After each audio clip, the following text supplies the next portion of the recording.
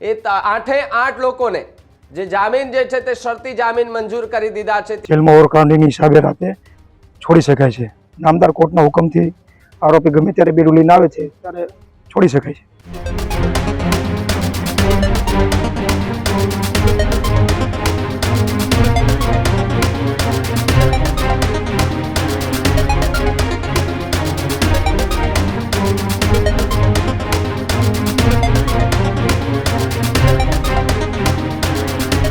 બગદાણા મારામારી મામલે મોટા સમાચાર અત્યારે સામે આવી રહ્યા છે।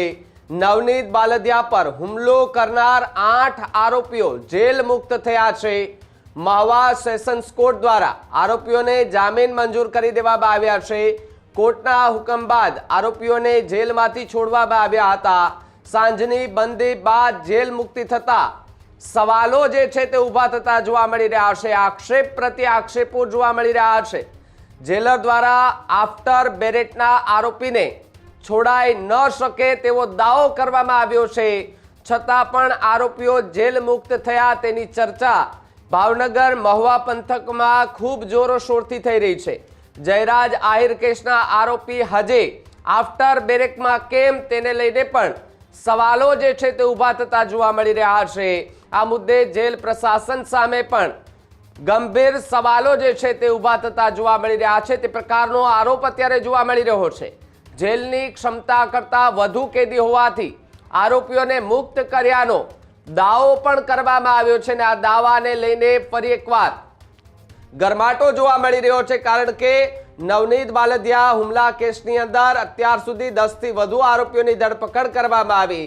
જેમના પર આરોપ હતો એ આરોપ કે જેને જયરાજ આહિર કે જે લોક સાહિત્યકાર માયાભાઈ આહિરના પુત્ર છે અને માયાભાઈ આહિરના પુત્ર જયરાજ આહિર, એ જયરાજ આહિર જે છે એ જયરાજ આહિરની પણ ધરપકડ કરવામાં આવી હતી અને સાથે જ જે પ્રમાણે આખી ઘટના બની એ ઘટનાને લઈને અનેકો ચર્ચા થઈ રહી હતી, તેની વચ્ચે એની ધરપકડ થઈને હવે ભાવનગર જિલ્લા જેલની અંદર જે આરોપીઓ બંધ હતા તેમાંથી 8 જેટલા આરોપી કે જેમણે પોતાના રેગ્યુલર જામીનની અરજી મૂકી હતી, કોર્ટે પહેલા અરજી જે છે તે ફગાવી અને બાદમાં બીજી વખત સુનાવણી દરમિયાન એ 8 લોકોને જે જામીન જે છે તે શરતી જામીન મંજૂર કરી દીધા છે। ત્યારે મોડી રાત્રે ભાવનગર જિલ્લા જેલ ખાતેથી એ 8 આરોપી જે છે તેમને મુક્ત કરવામાં આવ્યા અને મુક્ત કરતાની સાથે જ ત્યાંના જે જેલર છે તેમની પ્રતિક્રિયા પણ સામે આવી છે। પહેલા એ પ્રતિક્રિયા સાંભળીએ કે તેમણે આજે 8 આરોપી છૂટ્યા બાદ એમને જામીન મળ્યા બાદ જેલરે શું કહ્યું હતું। ટોટલ તો 15-17 જેવા છોડવામાં આવ્યા છે।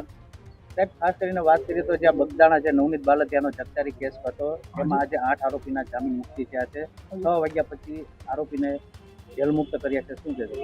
આજે એમાં આપણે આરોપીને છોડી શકીએ છીએ, કેમ કે પુરુષ કેપેસિટી જેલની 382ની છે, એની બદલે 712નું પુરુષનું ટોટલ છે। જેલમાં ઓવરકાઉન્ટિંગની હિસાબે રાતે છોડી શકાય છે ને નામદાર કોર્ટના હુકમથી આરોપી ગમે ત્યારે બેડું લઈને આવે છે ત્યારે છોડી શકાય છે। તો સાહેબ અન્ય આરોપીને તો આવી સવલત નથી મળતી સાહેબ? ટોટલના હિસાબે અત્યારે ઓવરકાઉન્ટિંગનું ટોટલ છે, ટોટલના હિસાબે અમે નહીં, ઓકે સર।